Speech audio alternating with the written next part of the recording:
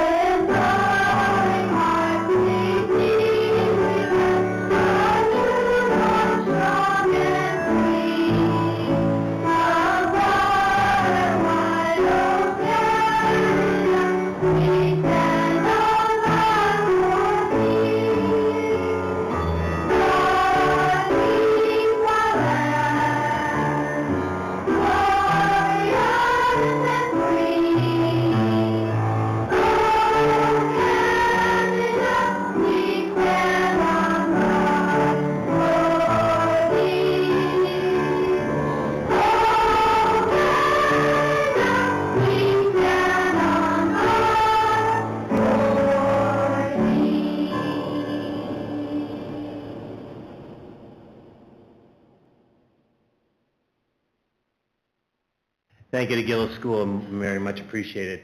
I'd like to ask Trustee Dent to read out our tree acknowledgement, please. We acknowledge the traditional land upon which Sunrise School Division resides as Treaty 1 territory.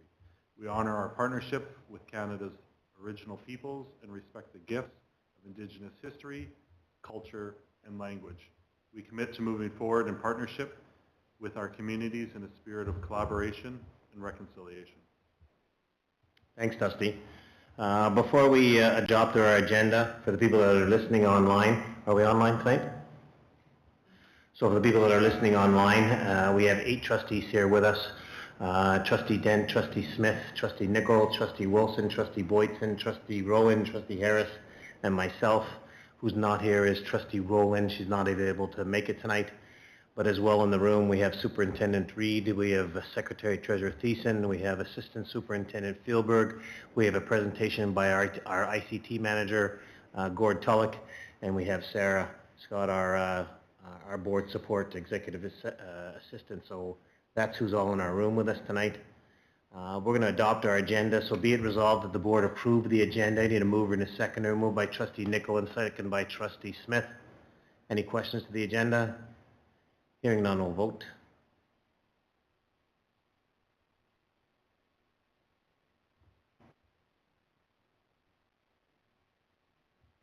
So it passed 8-0. Thank you for that.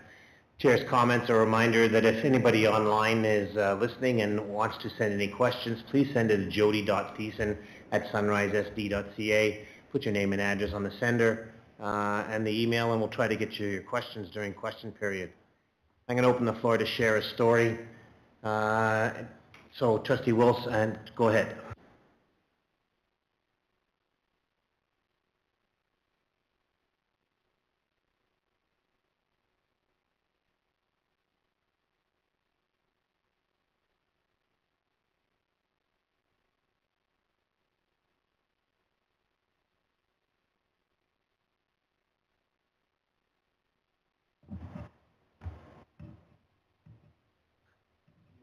Finger problems. The light's on there. Can you talk? It's red on the thing. Oh, yeah, there we go. I'll start again. That's okay. So on May 13th, I attended the Lactabani Town Council meeting. Up for discussion was the crosswalk at Centennial School.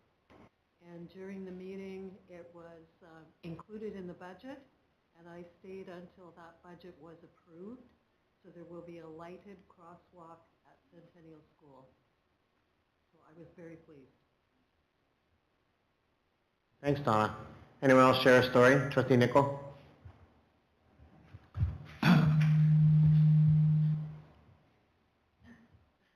Last week, White Mouse, grade 11 and 12 students went to the art gallery in Winnipeg. The kindergarten kids went to the Lactabani pond to see the sea creatures in the pond. And for badminton, the grade 7 students in White Mouse won the Sunrise Olympic banner. Also, I want to correct the announcement I made last time. I said the picnic is going to be on June the 6th. Either I didn't hear very well or someone gave me the wrong information. It's June the 5th, the Thursday, not the Friday night. Thanks, Trustee Nicol. Anyone else? Trustee Boyton? On May the 7th and 8th, I had the opportunity to attend the 9th Annual Sunrise Parliament. I was so impressed by the whole process from start to finish. All the organizers, cabinet members and officials, the setups, takedowns, snacks and lunch providers, bus drivers, so many involved to make this event such a success. I was provided with information explaining opening and closing Parliament procedures, a list of the cabinet members and officials, some general information, Parliament timeline for the 2 days, as well as all the bills to be debated. This information helped me understand, for example, members of Parliament will sit and snap their fingers, which will signal a page to deliver a message from them to another member. Lots of helpful information. It was both entertaining and eye-opening. The bills brought forward were interesting, the debates were respectful, and it was obvious that students researched and prepared for them. I look forward to attending the 10th Sunrise Youth Parliament, and I just want to note our future is in good hands. Great to hear. Thanks, Trustee Boyton. Trustee Rowan? I'd like to start by acknowledging the ongoing wildfires in the Lactabani area and other nearby communities. My thoughts are with everyone that has been impacted. As a result of the evacuations in the fire zones, École de Gaulle School had to switch gears for their art retreat that was scheduled at Camp Cedarwood. I'd like to give a shout out to the teachers that were able to make changes to their format while still providing the students with an enriching experience that ended in an art exhibition for the parents. Looking ahead at some of the activities coming up, the SMS band concert is this Thursday, June 22nd. If the weather cooperates, this will be an outdoor concert, so be sure to bring your lawn chair and come listen to some great music. On Friday and Saturday, March 23rd and 24th, École de Gaulle School will be joining other schools around Manitoba at RRC Polytech for the Esports Expo. Tuesday, May 27th is the EDS musical concert at 7 p.m. Wednesday, May 28th is the SCI band concert and the EDS band concert, both happening at 7 p.m. in their respective school gyms. And Chicken Days will be happening at the end of this month. With that comes their annual parade through Oakbank. This year, Oakbank Parents for Ukrainian Education will be having a float in their parade. They're hoping to bring some awareness to their program. Thanks, Trustee Rowan. Anyone else? Trustee Smith? I was able to attend with Trustee Boyton for Youth Parliament. I was only able to attend the first day. I was very impressed with the youth. We had 190 students attend Youth Parliament. So it was very impressive. Sorry, is that better? Can you hear me still? Okay. So I was very impressed with their arguments and their interesting topics. The little pages were very on the ball, and they were very, very much dressed to impress. I only had the 1 day, but their arguments were very, very interesting, and I'm very impressed with the future government we have. Some of the kids did go a little off topic, and it was very interesting on the mental health and how we would send people to space to improve their mental health. So some of their topics were very interesting, but I was very, sorry, I'm a little off topic. I'm going to actually mention the school tours, since no one mentioned that yet. We were able to go to Enola School, and I was interested with the 3D printers and impressed with the principal who gave his own time to help the children out there. And also we went to Grafton School and Hofer School as well. I'm very impressed with all of our schools out there, and we had a great time, all of us as a group. Thank you. Thanks, Trustee Smith. Anyone else? So I'm just going to do a little bit of sharing, and that's really, Trev, this is going to you and our staff. There's lots of things going on in our schools right now. Schools are extremely busy with activities going on, as we heard many of them across So kudos to our staff for taking the time and doing things with kids outside of the classroom. Very impressed with that, what's going on. And if I can remind you that Powerview School is having their second annual powwow. A number of you came last year. It's June the 6th from 10:30 till 3 o'clock. If you can get a chance to get out there, we'd like to invite you back and see kind of the some of the heritage and celebrations that are going on, certainly at Powerview School. Anything from you guys before we move on? Okay. So I'm going to go to 4.1. We have a presentation, and I'm going to turn it over to Mr. Reed. No, Mrs. Thiessen. Sorry. Go ahead, Jody. Thanks. I'll share my screen. Yeah, I hope you guys are all ready. Buckle up, because we have a riveting presentation here by our ICT director, Gord Tulloch. He's been with the division for a number of years. I think I have to count on both hands and feet to count the number of years he's been with the division, but it's never a dull moment in IT. I find with security breaches, and especially with the latest Power School, it definitely keeps Gord on his toes, and he's very good at keeping Trevor and myself up to date with the latest in security information, and always helping the schools as well, making sure that their services are met and their needs are met, I should say, by the department with all their services they provide. So I'm going to pass over the mic to Gord, and all he has to tell me is next page, please, and I'll advance. Well, thank you very much, and we will turn these mics down. Although it's kind of weird, loud people don't sound too bad, and quieter people feedback a little bit, so we'll figure it out. So all in a day's work challenges. Stuff that doesn't make sense is my life. So thank you very much for allowing me to present to you today. We're going to have a bit of a progress report, and as every year, first thing I want to talk to, next slide, is our team, which is the reason for our success. Our team is very stable. We've had long-term employees, and even the shorter-term employees are, for the most part, replacing people who have retired and had been with us for a long time.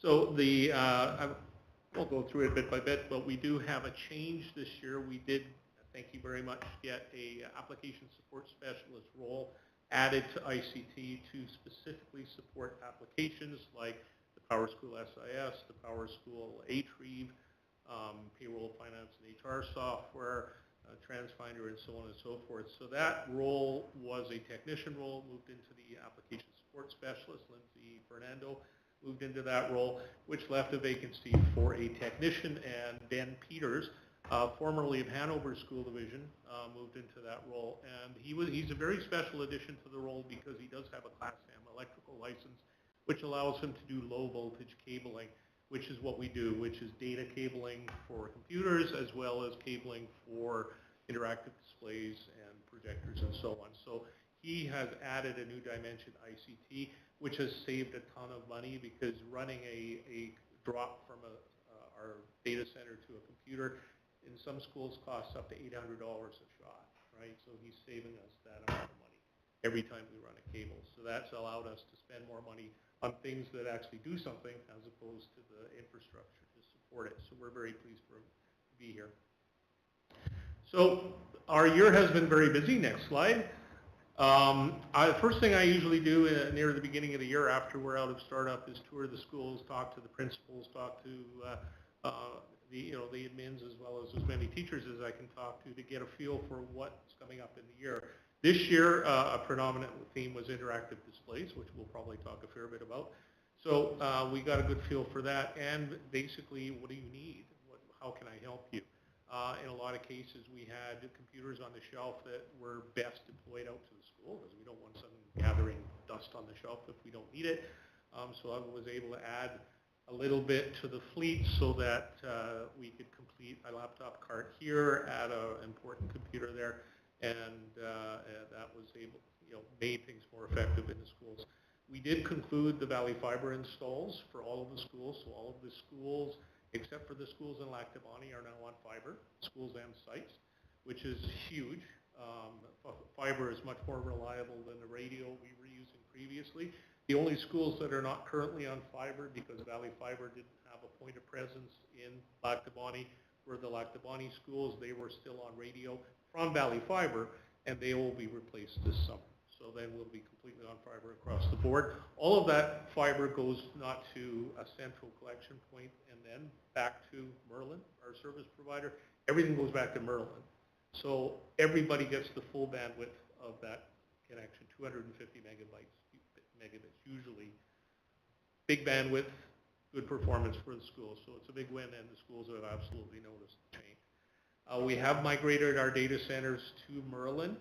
That means we had two separate facilities, one in Oakbank, one in Beausejour, that we have migrated to Merlin, which is at the University of Manitoba. And rather than pay $50,000 a year on a lease for equipment, we're now paying Merlin $10,000 a year. Those are sites. Big cost savings. Very reliable, very secure environment. Many school divisions have gone to this IaaS, infrastructure as a service, as opposed to hosting our own. We feel it's more secure than having our own infrastructure. And obviously, we've seen some significant difficulties with school divisions that have all of their stuff on their own premises, right? So, which we'll talk about. So we implemented about 700 computers over the summer, towards the end of the summer. We did refresh the alternate ed and adult ed sites, 75 computers, 45 computers for those sites. So we were swapping out the last big bunches of computers last summer. We added this new application support specialist role, onboarded a replacement technician role, expanded the wireless network in 4 sites. We did a lot of consultations with the schools for interactive displays, smart boards, those things. And we issued an RFP and completed an RFP process. And as a matter of fact, 7 skids of them just arrived. Will be arriving tomorrow. A couple of skids arrived last week. So we are buried in interactive displays, which is interesting. So we're going to be deploying those out to the schools as fast as we can over the summer. Probably a lot of them, but we'll try to get as many done before the end of the summer as well. We had a little issue with Power Schools, which you may have read about in the paper. It continues to be an issue, which you probably heard about today, I think. We are continuing to follow along with Power Schools' progress on how they're fixing this. How did it happen, and how are they fixing it? We'll talk about that a little bit. Building some interfaces for student support services, still working on that today, in fact. Hopefully that's wrapped up. And we managed to end the year at a surplus. So we've been able to spend our money wisely and get everything done we needed to do and still end up with a little bit left over. So quickly, the application support specialist, our role, I included this detail. I'm not going to go through it. Just to tell you a little bit about what Lindsay does. She is on the phone all day long. We're out at the schools, sitting with secretaries, working on, for a large part, the Power School Student Information System. But she is working her way into the other applications. She's gotten fairly deep into the Atrieve HR finance system. And TransFinder, our transportation system, we are not quite there yet, but when a new version gets put in, she will be right in the thick of all of the training that's happened there. Because we have trouble picking up an application when we've never seen it. We've never been trained in it. We don't even have an account in it. So we're working our way into these applications so we can provide a full level of support for them. School Messenger, Destiny Library, a lot of the applications we use, we've always supported, and we have a lot of expertise within ICT to do that. So, and in the background, I provide third-level support for the really techie stuff, that something's broken and an interface or a connection, and a lot of that work is the work I do in the background. So, moving forward, we have some new computers. Thanks for taking my unspoken cues. So we're in year 4 of our 5-year cycle, which means we're not going to be replacing a lot of computers this summer because we have a heavy 3 years and then a very light 2 years. So we're going to be working in the predominantly the colonies this year, and we're working with the colonies. In some cases, we're adding a few computers at Hoffer, where changing out some bigger laptops for smaller laptops to Springwell. So we're adjusting the loadout at each site to more accurately reflect the needs of the schools. Gillis and Springwell, as I said, are replacing laptops 2-for-1 with smaller devices, which we've been doing a lot lately, and they now have a lot more computers for their kids. So that'll be done in July. So I included this slide, next slide, with some detail, and essentially, yeah, we're in year 4, and next year is even lighter, because the bulk of the computers get done in the first 3 years. Next slide. Wanted to talk a little bit of board meeting tech, which actually impacts you greatly, and I hear a couple of weeks ago things didn't go well. Unfortunately, I got a phone call at 7:05, and I'm sitting 55 minutes away in Winnipeg, so I can cheer you on, but not allowed else. But we did have the service support specialists and a team of the ICT techs sitting in this room, validating the wireless, validating the operation of the laptops, validating everything that you do. And the biggest issue that we found, there were issues with the laptop. And I think part of it is a transition issue between Bruce Schindel, who was the tech here forever, and our new tech, Brendan Black, in that Bruce probably spent a fair bit of time sitting in the room, going laptop to laptop, and making sure that every single laptop was updated, every single laptop was working properly, and that didn't make the transition. So it has now been reestablished that Brendan will actually come in at 3:30 on a Tuesday, set up all of the laptops. So I assume all of the laptops were set up for you. And we'll make sure they're working really well. So I'm hoping this will be problem-free. The Wi-Fi is great, and what's frustrated me a little bit is the server guys saying, wireless works great, what's the problem? Oh, okay, it's not working for the people in the room, so we need to do something drastic. So we spent a lot of time in the last few weeks, and I hope the results are showing. Fingers crossed. Thank you. Quickly, server stats. We are about average. We generally have about 138 tickets open with various things. My smart board's broken. I need the software installed, what have you. And we generally get about 4,800 to 3,000, or sorry, 5,000 of those a year. And we close them on an average of 6.62 days each, which means generally, the median is 1 day, and that tends to be, things tend to get closed in a day or so, except if something gets ordered, and it takes a week for the thing to get there, so that ticket may be closed in a week. So the average is not as meaningful as the median. 37% of our tickets get closed in less than a day. 80% of our tickets get closed in less than a week. So we're able to provide the services to the school. In a lot of cases, a technician in Beausejour is assigned a ticket in PowerView, and they're kind of batched up, and the technician goes up to PowerView and spends a day in PowerView fixing all of the tickets if they're not urgent. So that we manage our tickets that way. These stats don't include HR staff moves, which all kind of get batched together and done as a bunch. We get about 1,200 HR moves, adds and deletes in a year. So that's us maintaining the directory of people in the division. So some of the challenges that we're facing, one of them is school purchase computers, and this is coming to a fore mostly because Microsoft is getting rid of Windows 10 as of September 2025. So we won't be able to maintain any Windows 10 devices in the division because they won't be getting security updates. So we'll be rotating those Windows 10 devices, either installing Windows 11 on them, but in a lot of cases, Windows 11 can't be installed on them, and we're going to have to replace them. So we're in discussions with schools who have purchased computers, and there's some heavy hitters like SCI has a bunch, SMS has a bunch, OBE has a bunch. There's certain schools in the division that have a lot of purchased computers that are not on the rotation that they've bought over time, and they are responsible for replacing those computers. So we're working on that. So that's a big challenge for this year. Interactive displays I've talked a fair bit about. We went to market. It was great to go to market to buy about 63 devices because we got a fantastic price on them, and that saved a ton of money over buying them one at a time. So we've now made that purchase. We had an allocation of funds from the board. We're now 92% utilized on that funding, and we'll need to use a little more for installation fees and that sort of thing for the supplies for us to do the installation ourselves. Once again, previously we hired a vendor to do the installations because we didn't have anyone who was a Class M electrician. Now we do. We can do them ourselves. We're saving, again, about $800 a board. So that's a fantastic way to extend the amount of boards we can get. We're still only 63 of 202 devices. A lot of them still need to be replaced. So we're hoping next year to be able to do the same thing.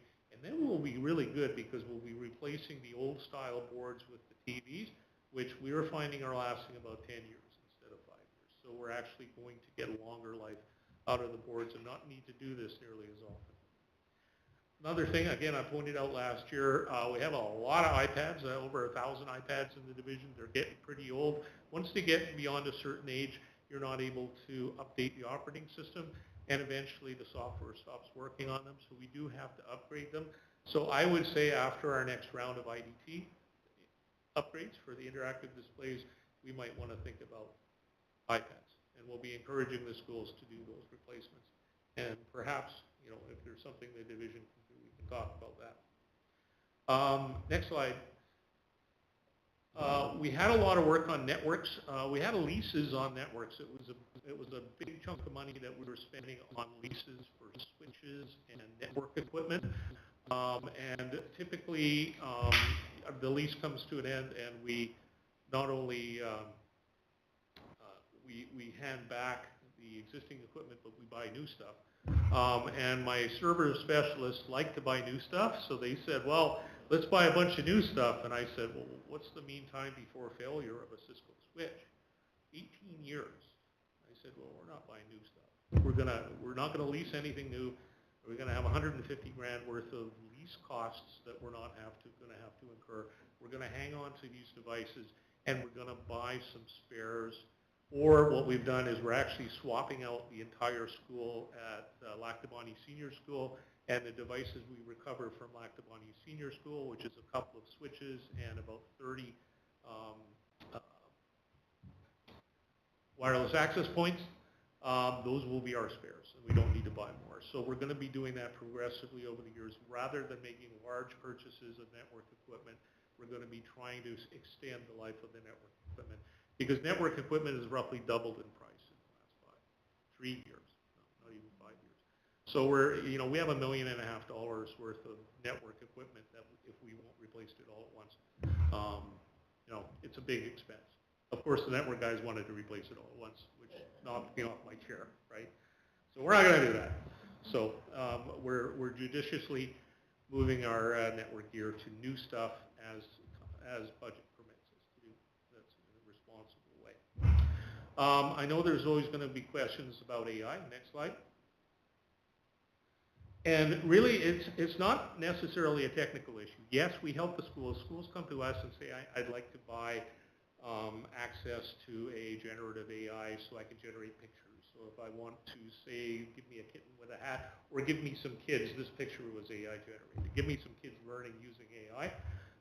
You can generate images and materials for the classroom with AI using generative AI. You can also create podcasts completely from generated voices. You can create new songs. Like you could say, give me a song that's a heroic song with lots of horns in it.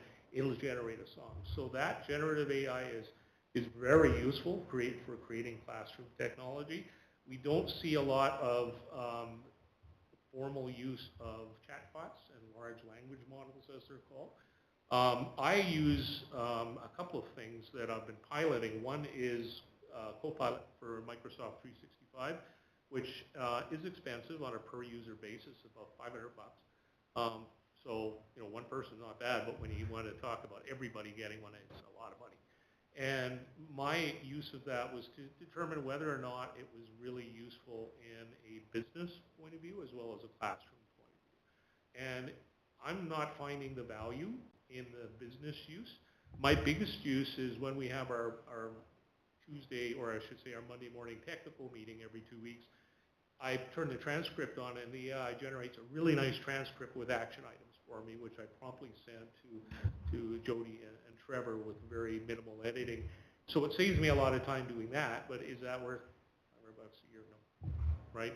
The other tool I use is something called Copilot for GitHub. And I'm a programmer, so I do a lot of writing code of things like interfaces and translation utilities and stuff.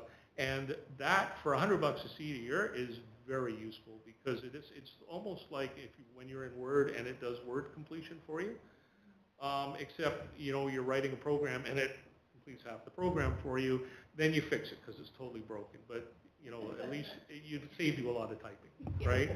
So Code in high school. yeah, exactly. So that was very useful. The Copilot, I wouldn't recommend that we deploy it widely. If somebody is a keener and would make use of it, great. I tried using it in Excel the other day, and it was frustrating, right? So it's just, I don't think it's quite there yet for the tight integration with applications. If there are teachers that want to use large language models, they're probably doing it already using some of the free tools. So right now, it's not a technology issue for ICT necessarily. What I see it as being a technology issue for the classroom and for the educators to get their minds around. And I liken it a lot to cell phones, right? There's something you can do with a cell phone is you can integrate it with the way you teach. But you have to choose to do that, and you have to change the way you teach. And in a lot of cases, that's not working for a lot of teachers because of the way they teach. And quite right, like if they're more effective not using that tool, then we shouldn't be forcing them to use the tool. And as a matter of fact, it ended up the province made a decision. We're not going to have them in our classroom. What happens with AI, I feel, is up to the educator. I'll support them as much as we can. We'll bring in any sort of knowledge leaders that we can to assist them. We certainly had, and not too long ago, we had the program leaders talking to somebody who is very, very cognizant of how AI is working in education, and we're going to help that along as well, as much as we can. So that's our role, and we'll support the educators. Next slide. So finally, cybersecurity. This occupies a significant amount of my time right now. We have had some significant issues in Manitoba. We knew they were coming, and it's only a matter of time. You have to understand that cyber crime is an enterprise roughly the size of Walmart as far as net income worldwide. Right? It is massive. It is a ton of money that these people are making, and there are lots of opportunities to make money. Part of those opportunities are ransomware, where you lock up everybody's IT facilities and ask for a ransom. In a lot of cases, those ransomware attacks also result in exfiltration of data, and we're seeing more and more of that. So they're pulling all the data out. So the school division locally was broken into ransomware, and about 5 terabytes of data was pulled from that school division. So it becomes a matter of, okay, well, they're going to know what kind of ransom to ask for because they've got all the documentation on your cyber insurance. So they know how much cyber insurance you have because they have all that documentation, right?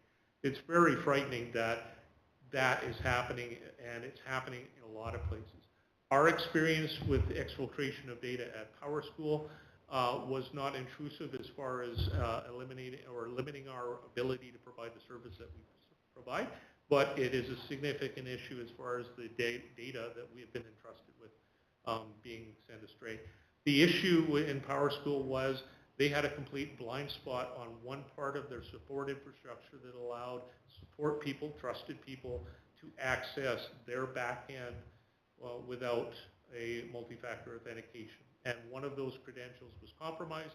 Somebody came in and was able to exfiltrate data from virtually every school division in North America that used PowerSchool, whether it was on-prem or outside or in the cloud. So they are working really hard to fix that. I had a meeting with their Chief Information Security Officer, VP of Security, last week, and we had a long, in-depth discussion of what they're doing, and I'm very happy with what they're doing. They acknowledge they had a blind spot. They now have the blind spot completely covered 3 or 4 different ways, and they're bringing in a lot of security experts to help them identify if they have any other blind spots, right, which is the right thing to do. We're doing the same thing. What I want to do in the near future, we're starting on a contract with a company called Broadview Networks, called MSP now, but I know them as Broadview, to come in and do an evaluation on our security. We know we might have gaps in Microsoft 365. We know we might have some gaps at Merlin. They're going to come in, take a quick look, and give us areas where we can get better. You're not going to get perfect, but you're going to get better. The more effort we spend getting better, the better. Also, training our staff is really important, so we're moving forward with training our staff in cybersecurity. We're doing some measurements, so we will send out a spam, a phishing expedition. We'll go on a phishing expedition, and we'll see how many responses we got.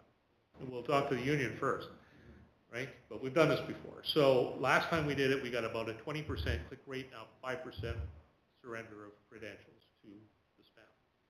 And that is a normal number in industry, which is frightening, but it is what it is, right? So our job is not only to try to minimize that by educating our staff, but also to put tools in place which, should somebody click on something, we have something called a DNS firewall, which means it doesn't go anywhere. It just gives them a empty screen. Sorry, I'm not going to let you go there.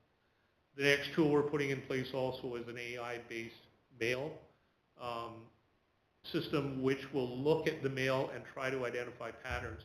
So even if it's a simple message like, "Hi, this is Trevor sending it to a payroll person. Please change the payroll, where the payroll is being deposited to this account number." It will detect those kind of emails. Say, Trevor never sends emails to this payroll person, so that's weird, right? It's coming from Russia. That's weird, right? And it would not allow that email to go through. So that's something we're looking at very closely now. Finally, most of the school divisions in Manitoba are also looking at some more sophisticated software where a third party puts tools within our network to scan our network on a 365-day, 24/7, 365-day basis and identify any anomalies, that's hard to say, in our network and immediately do something to fix it. For example, if somebody downloads a piece of software which can give them a foothold in our network, it'll immediately shut down that workstation, right? And it will also alert us, so if it happens at 3 in the morning, we'll have an email waiting for us in the morning saying, this happened, this is how we fixed it, you need to go re-image that computer, right? Or they're ringing they're sending me text at 3 in the morning saying, we got a problem, right? So that's the next level. It's not as expensive as it used to be, which is great. Most school divisions in Manitoba are moving very quickly to implement. There was a big wave of the same stuff in Saskatchewan, and I think this one company has about 15 of 26 school divisions already implemented in Saskatchewan. So this is happening everywhere because the risk is much greater. I know that was a lot. If you any questions, I'm happy to answer. We'll get the AI transcript. Oh, sorry. Yeah. Go ahead, Alicia. I just had a question. Do we have an inventory of the tech for each school? Like how many school has so many iPads, that kind of stuff? We have inventory, when they were bought, what the serial number is, everything. And we also know exactly what's on it. So all of the applications, everything. Anyone else? Trustee Rowan.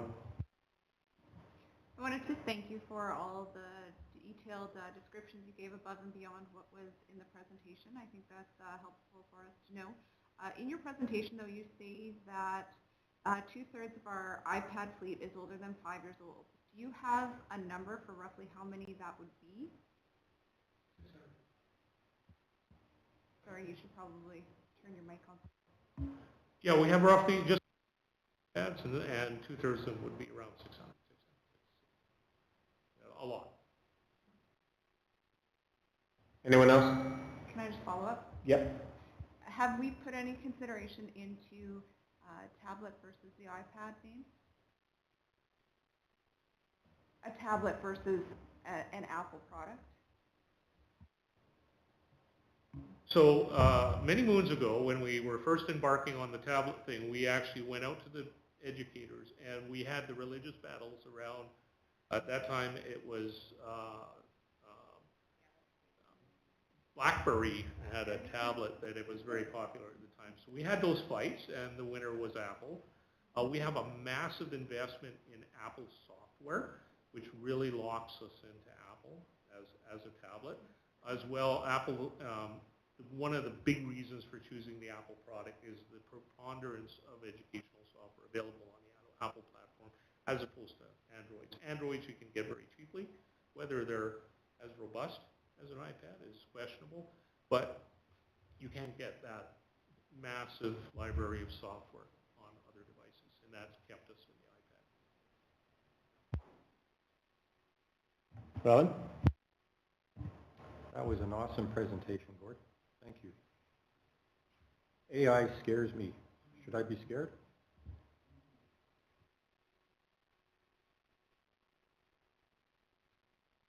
AI scares me. Should I be scared? AI is a tool just like, it's a technology just like anything else.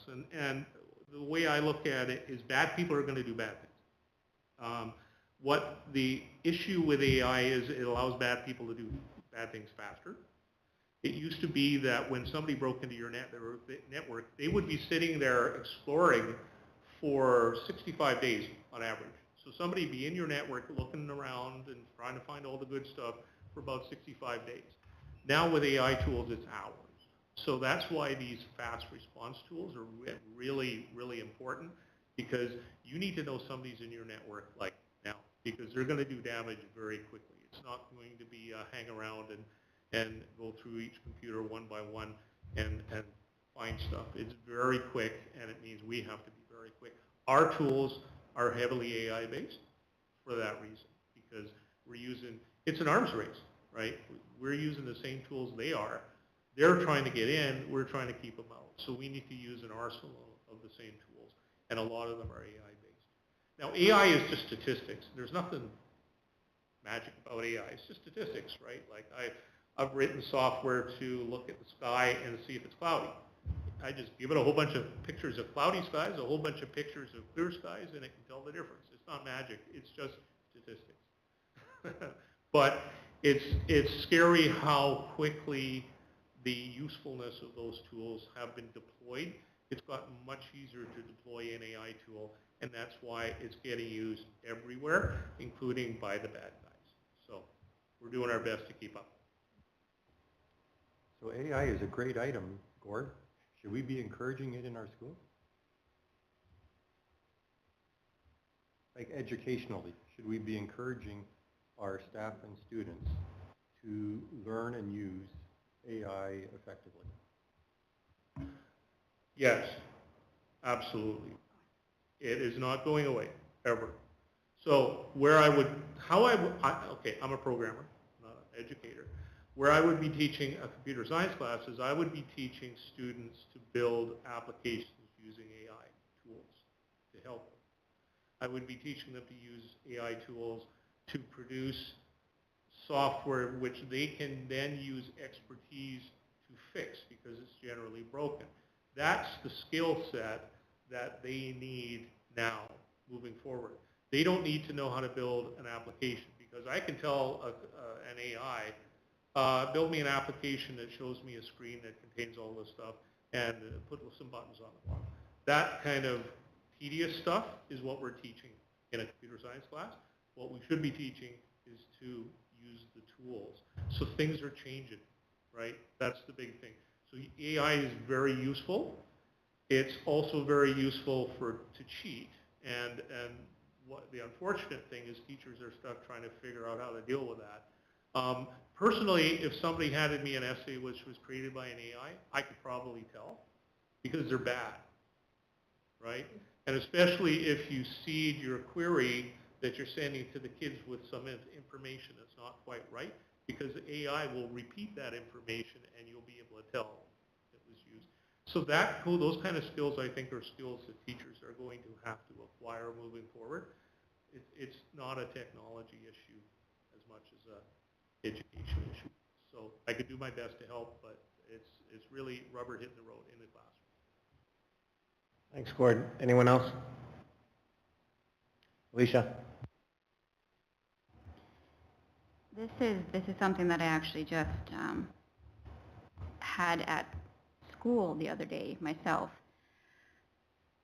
We were actually told when we were writing our essays, because I'm working on my thesis statement for my essay at Red River right now, that we could use AI, but to make sure we change some words. So I am not a fan of using AI, and I think it's going to be encouraging our children to not use their minds. So I was personally a little disturbed by hearing my teacher say that. So I'm not a fan of AI 100% when it comes to the classrooms. Is this Red River Community College? All right, perfect, thank you. Couple things, Gord. When you said you went around to the schools, I think that what I was really impressed, what I heard come out of your mouth is about how can I help you? And we're looking for our departments to how do they support schools. So when you said that you talked to principals about how I can help you, you know what, thanks for doing that, because that's exactly what we're looking for. Kidding aside, we have you, so we don't have to worry about a data breach because you're on top of it. You said that 268 schools have purchased computers themselves. So 268 out of 2,100 computers are purchased by schools.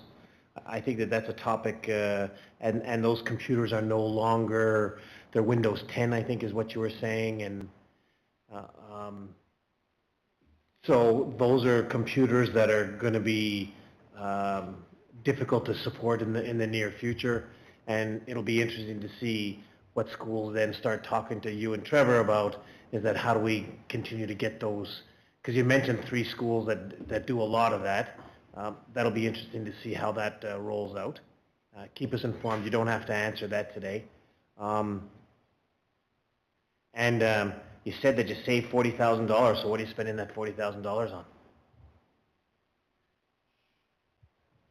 Gave it to my boss. Gord, you have the ears then of 8 of us. What is something that we should always keep in mind as the new year comes next year as to what it is? It's a question I ask all people that come here to present, give you an opportunity to share something in front of the board. Well, again, I think a large amount of my time right now is taken up by making sure that we're doing everything we can to protect the data and the information that we're entrusted with by our students and our parents and our teachers. The difficulty we run into, this is an emergent thing. Big things happened in December.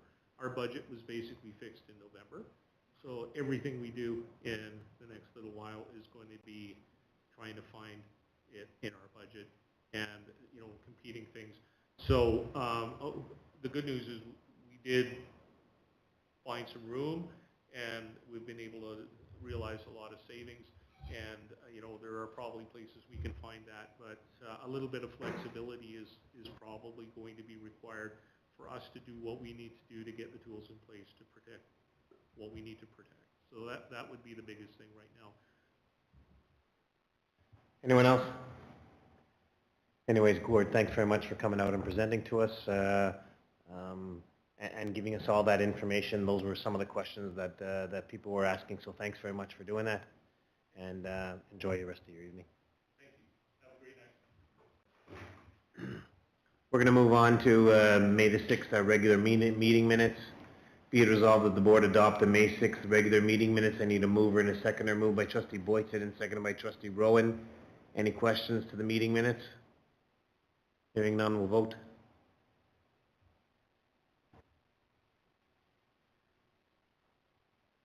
It passed 8-0. Thank you. Mr. Reid, Superintendent's report. Thank you. So to start, throw the report up. So in Sheriff's Story, Trustee Rowan had acknowledged the wildfires and the impacts in the Lac du Bonnet area, and certainly some significant impacts to families and students and staff, and the operations of our schools. So a little bit of a report there that I've put together. I think the most important thing we need just to say thank you to a few people. Thank you to our staff at the schools in Lac du Bonnet for the stability and security they've provided during a very difficult time for students and families. Thank you to our transportation department, our bus drivers and the leadership management over at transportation. Couple days, nothing short of chaos in terms of who was evacuated, who needed a ride, and they worked through that very, very well. Thank you to members of our crisis team who went out to our schools in Lac du Bonnet to provide extra supports to staff and students. And this is an interesting one. Some of the things we get into we don't consider. Thank you to our evacuated staff. And so we had almost somewhere between 18 and 20 staff, I think, was the final count, across all of our job descriptions, teachers, educational assistants, bus drivers, that were part of the evacuation. And as part of the evacuation, quite scattered. Their lives significantly disrupted. And some of them were back to work the next day. Many of them were back to work the day after that. Just thanking them for their professionalism and their commitment, to the school division. So thank you. Just kind of going through the report, just highlighting the fact, I think we've been quite transparent with our public that in recent weeks, public health has informed us of a couple cases of measles in our schools. Public health has provided great leadership and direction to our schools. There's not too much work that falls to our schools in these situations. They do most of the communication. The big thing they ask for our schools is to circulate general information while they take care of more of the sensitive contacts around isolation and letting people know who were the close contacts. Trustee Smith had highlighted that the trustees did their tours visiting 3 of our schools last week. We heard, or a couple weeks ago, we heard some great things that were going on academically with student learning in all of those schools. So I would just be remiss if I just didn't highlight that I probably, when I was at Grafton School, probably had the best chocolate chip cookie I have ever had in my entire life. So thank you to the students at Grafton School for preparing that above and beyond all the excellent academic things we saw in the tour as well. And finally, just I did have a chance to attend the Enola PAC meeting on May 14th, and just thank you for their invitation. It was great to hear all the things that they're looking to do around family and parent engagement and exciting opportunities they want to support for students. So thanks for the invitation there. So. Any questions for Mr. Reid? So Mr. Reid, I do want to also share one thing about the wildfires, and I shared with the board, I just didn't share it publicly, is that last Thursday I did receive a phone call from Tracy Schmidt, the Minister of Education, wanting to reach out to talk a little bit about how she could support the Sunrise School Division and the communities of Lac du Bonnet with regard to what was going on. It was a heartfelt reach out to us, and I just wanted to thank her for that. And I sincerely that if we needed something that she would have gone ahead and supported us. So I just wanted to make sure publicly share that. Yep. Sorry, thanks for that. Just that your comments there just reminded me that today the school division actually received an email from Allison Dembski. She is the Manager for Communications and Emergency Preparedness for Manitoba Education and Early Childhood Learning. And she just wanted to reach out and thank our 2 principals, Mr. Ogren and Mrs. Stevenson, for their leadership during a very difficult time.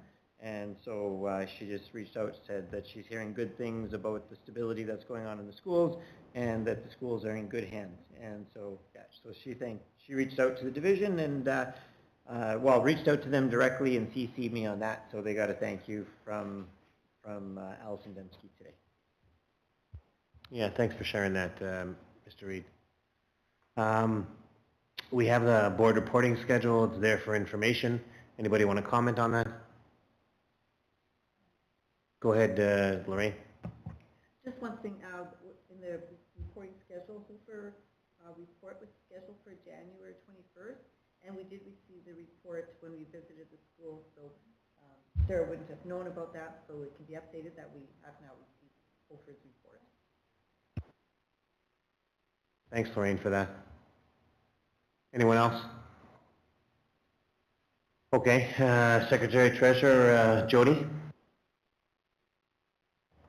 Yeah, thank you. We'll try it again. Okay. Yeah, so departments have been busy. I'm just going to highlight a few things that have been going on. Finance, this year we've submitted the March year-end on time. It was due on Monday. The province came out with new reporting requirements, additional information, and we were able to meet the deadline. They'll get back to us if we did it wrong, but I'm pretty confident that we took a stab at it, and the finance team, led by Matt Vialik, submitted it on time, so it all looks good. The other thing I wanted to highlight, new maintenance manager, Neil Harrison, started last week. So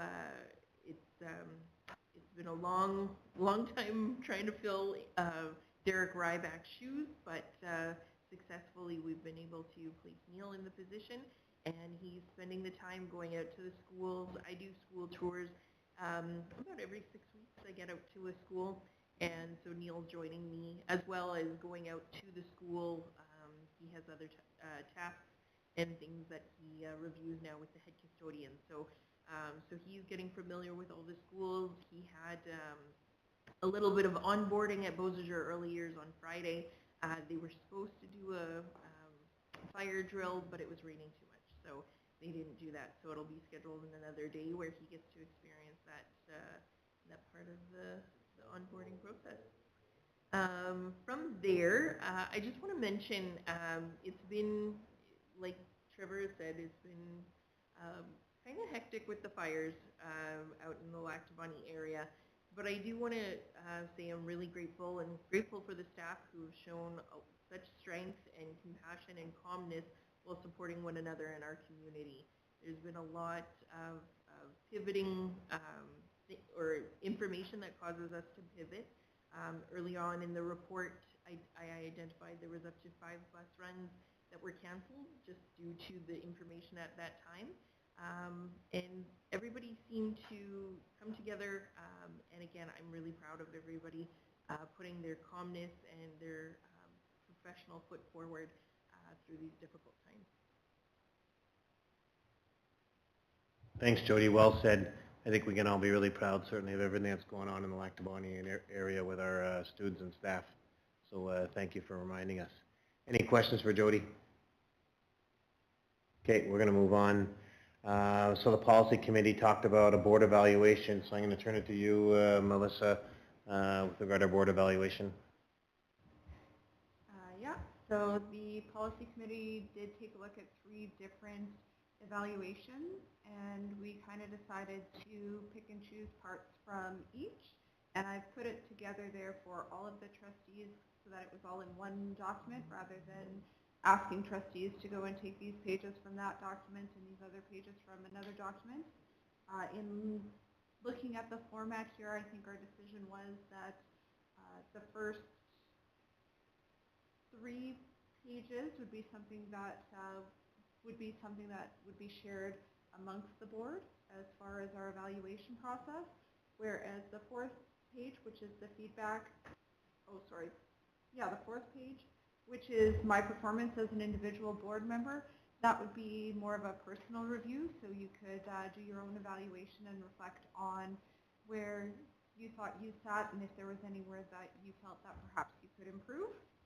And then I know, Paul, we had, you and I had touched base on feedback to the chair of the board as far as whether or not we were going to participate in that. We had, as policy committee, decided that we would leave that up to you, but when you and I spoke, I think you had agreed that it was something that you would be willing to take part in.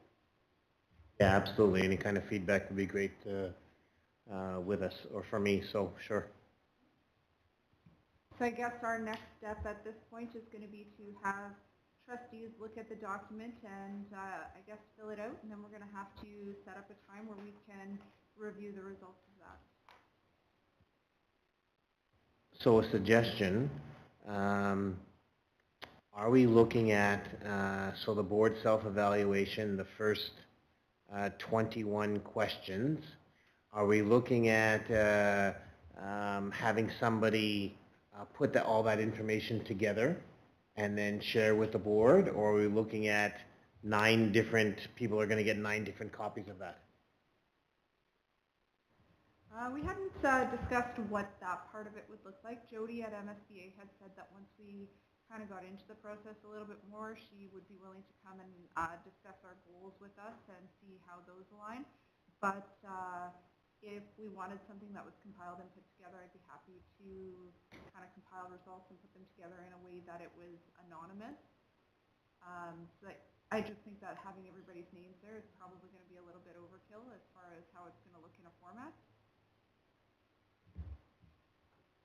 So trustees that were here with us when we did this the last time around, we took a tool similar to this, and I do believe that we filled it out and people got to see kind of, so the first question, the board places the needs of the division ahead of personal or political gain. I do think that we saw then 8 different responses or 9 different responses. Some of, you know what, some people that were here, Robin, Dawn, we did that the last time that we did a board evaluation. Comments on that?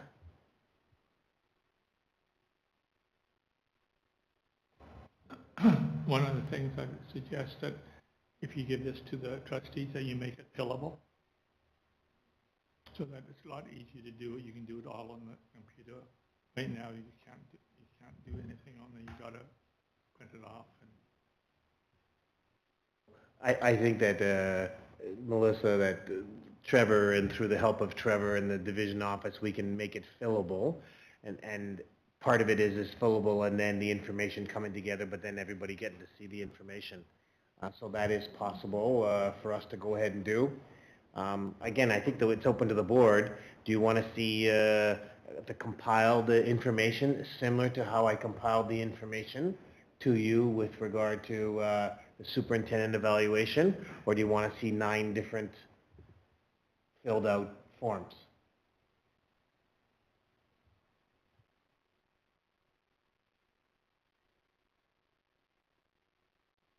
Compiled.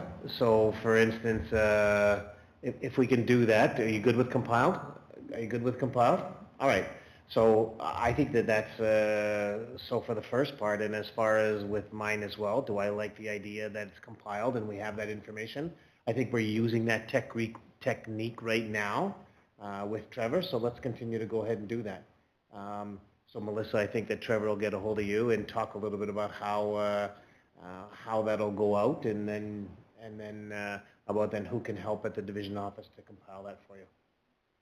Fair enough? Okay. So we're good with that? So the other thing I think that you and I talked about as well is it something that we potentially could do or start on the 29th as well? So the question would be is that it's now May the 20th, that if we got this done in 5 or 6 days, got it into the office, it could be back to you in a compiled form for you to take a look at on the 29th, and then we could go from there, whether we get it done complete on the 29th or not. Is that a possibility? Alicia, your face is looking at me like, uh-oh. It depends. If they have to make it digital, then it would depend on how long it takes them to compile it. I'm sure we could have it compiled digitally and a link emailed out to all the trustees by Friday quite easily. So if we got it by Friday, I'm just taking a look at this. If we have it by Friday, and my calendar says Friday's the 23rd, if we can get it back, if you've got 4 or 5 days, so if you can get it back on the Tuesday, and then see about us compiling that information, so you have until the 27th during the day. That gives you 4 or 5 days to compile that, and if it's fillable, it should be pretty easy. The first 21 questions should take you 5-10 minutes tops, and then there's there's three questions to fill in with regard to where you're going to write in and type something in, and then you're doing a self-evaluation yourself. The other one might take you a little bit longer, so we'll see where that one goes. But let's see what we can go ahead and do. If we don't have it for the 29th, we don't have it for the 29th, but if we can get it in by the 27th and try to get back and then at least start the conversation after the 5 hours we're done with Trevor, then we're pretty good. Fair enough? Melissa, you okay with that? All right? We're all good with that? And so either Robin or myself will call Diane and we'll tell her about that process that we're going to go through. Okay? Perfect. Thank you. The second one is religious instruction bylaw. So be it resolved that the board approve the first reading of the religious instruction bylaw 382-25 for a Caldwell school. I need a mover and a seconder. Moved by trustee Boytson, seconded by trustee Dent. Any questions to the bylaw? Okay, hearing none, we'll vote.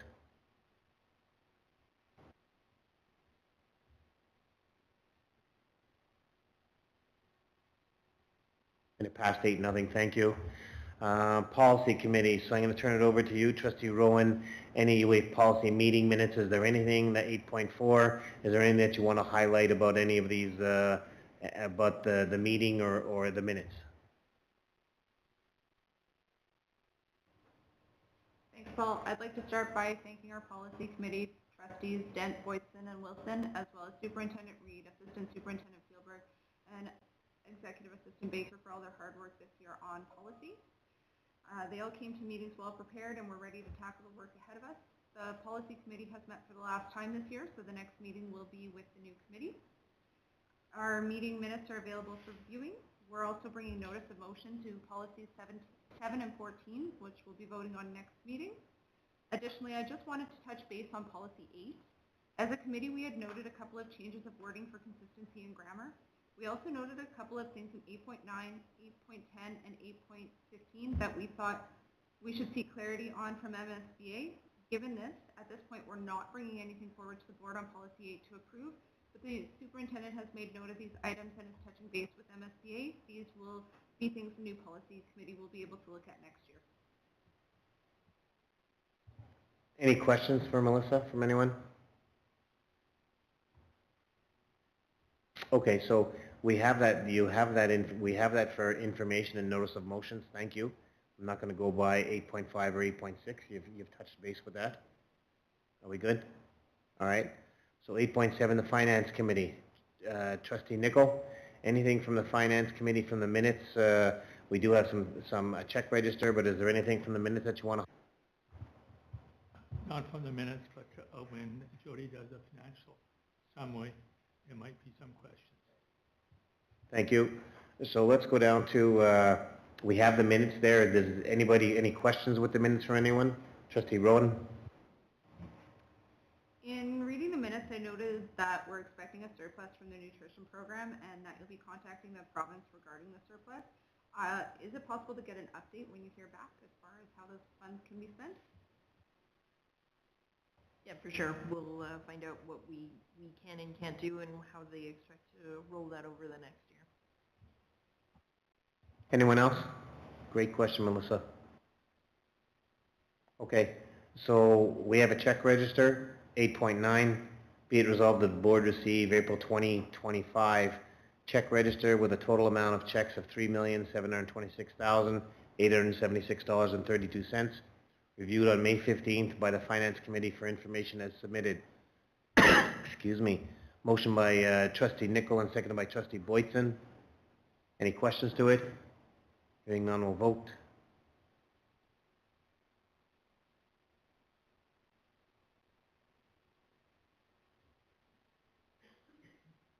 And it passed 8-0. Thank you. The Education Foundation Committee, there's nothing really to report, is there correctly, Jody? Thank you for that.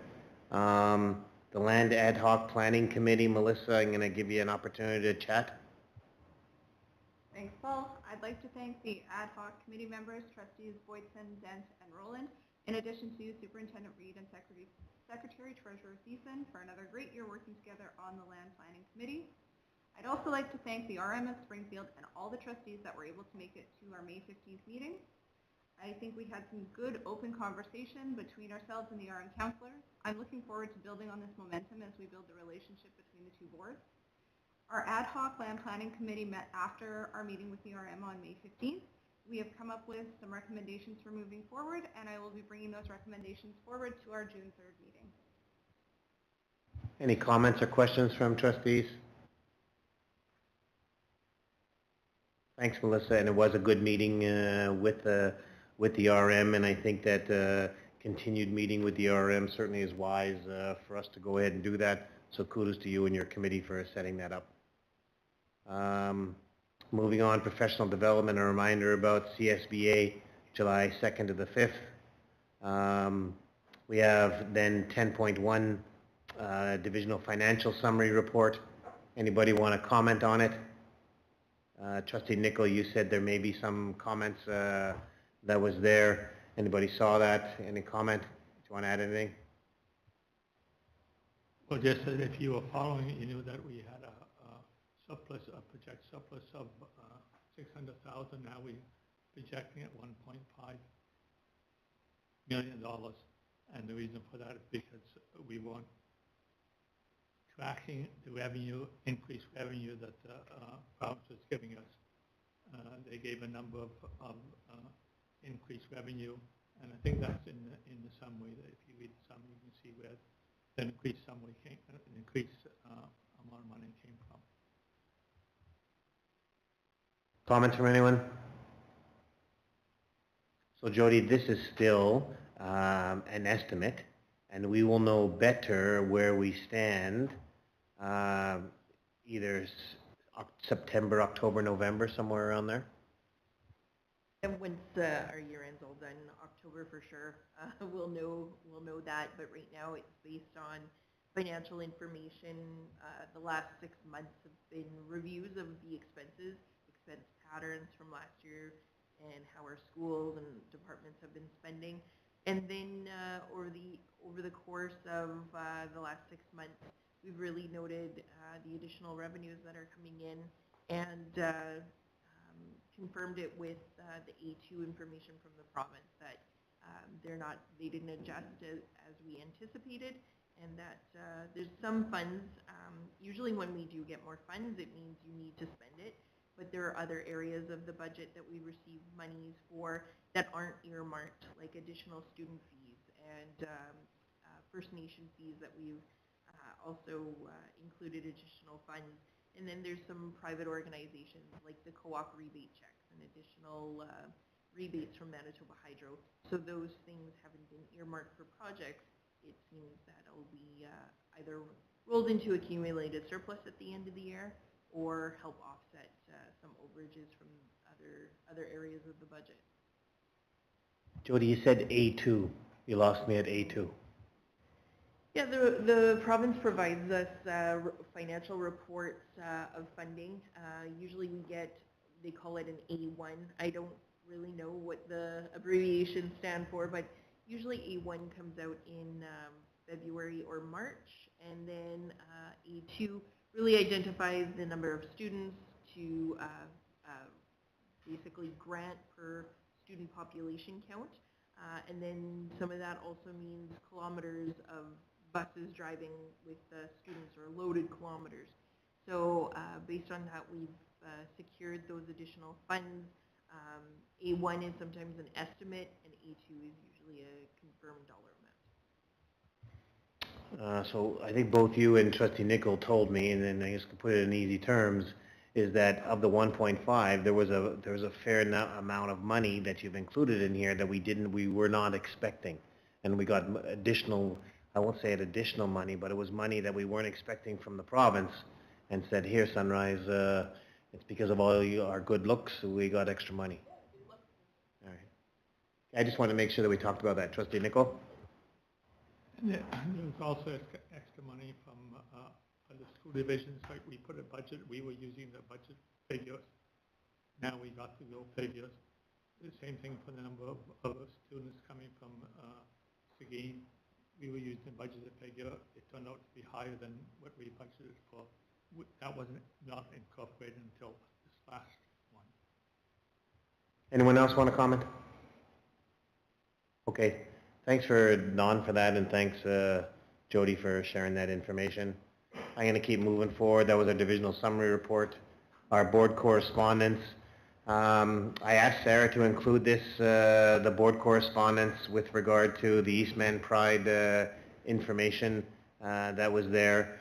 Kathy Majowski sent us some information. I just wanted to make sure that everybody got it and we acknowledged it publicly, certainly, about this. Any comments from anyone? Okay. I just wanted to make sure that, and thanks Sarah for putting that together, and thanks Sarah for reminding me that we should put it in here. So you made me look good there, Sarah, for sure. Anyone else about any of the other board correspondence? Are we good? Okay, the MSBA board, the correspondence from MSBA. Just again about some of our regional meetings that are happening. You can put Region 3's meeting November the 8th into your board calendar for next year, because that's available to us. We've got some nice to know information. Thank you and kudos to the SEI, to some of the stuff that's going on with regard to, again, I talked earlier about a number of activities that are going on, but thanks for highlighting some of that stuff, Sarah, for us. We have upcoming meetings, board meetings, but there's a number of things that are going on. So I remind you all when we're at upcoming meetings, there's a number of activities that are going on that some of you have talked about in your schools already. You highlighted in the nice to know information. There's stuff that we're doing as a board. Besides that, just these upcoming meetings that are there. Reminder, and thanks for Sarah for putting those things into our calendars. Lots of activities and lots of pull on trustees over the next little while about getting to schools and seeing some of the things that our students are doing, and because there are some amazing things that our students are going ahead and doing. So please keep an idea for upcoming meetings. Questions from the public. Jody, are there any questions that the public have sent to you tonight? No, nothing. Okay, thanks, Jody. So I guess we can go to we have two resolutions, correct? From in camera? I've got one of them here. Just one? Two parts? Thanks, Trev. Okay, so be it resolved that the board approve the non-union salary increases as discussed at the compensation review special meeting on May the 5th. And be it further resolved that the board work with the Manitoba School Boards Association to review the non-union salary grids, job titles, and job descriptions with approved adjustments and or revisions to be implemented effective July the 1st, 2026. So I need a mover and a seconder, please. Moved by Trustee Dent and seconded by Trustee Rowan. Any comments to this? Okay, hearing none, we'll vote.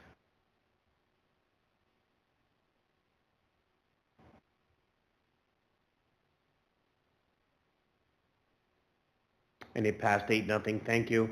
I do want to thank the work that all of you did about putting this together. This is a pretty important thing for us to go ahead and pass.